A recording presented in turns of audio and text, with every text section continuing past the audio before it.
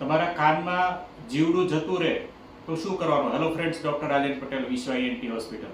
તમે કઈ જગ્યાએ ગયા છો, કે ઘરે સૂતા છો અથવા ઘરે જ છો અને એવી કન્ડિશન છે કે તમને દિવસે ડોક્ટર મળે એમ નથી નાક કાન ગળાના, અને તમારા કાનમાં જીવડું જતું રહે, નાનું જીવડું, કીડી અથવા એની સાઈઝનું અથવા મોટું જીવડું, તો શું કરવાનું?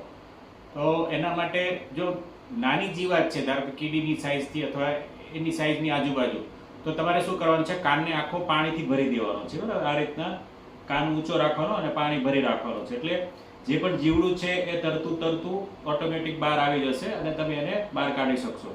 પણ મોટું જીવડું છે, બરાબર, જે એની જાતે નીકળીએ કેમ નથી, તો તમારે તરત કાનમાં તેલ નાખી દેવાનું છે, કોઈ પણ તેલ. એટલે શું થશે કે ગુંગળાઈને મરી જશે.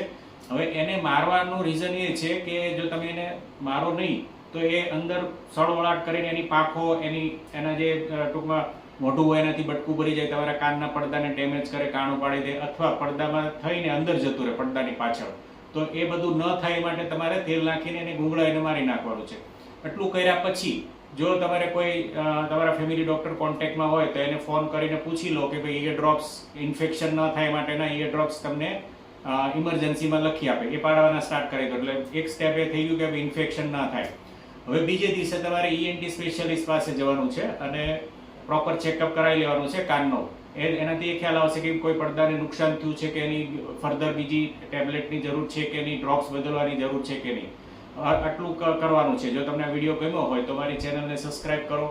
જે લોકોને ખબર નથી કે જીવડું કાનમાં જાય તો શું કરવાનું એમને બતાવો, ફોરવર્ડ કરો, સેવ કરો અને શેર કરો અને લાઈક કરો. Thank you.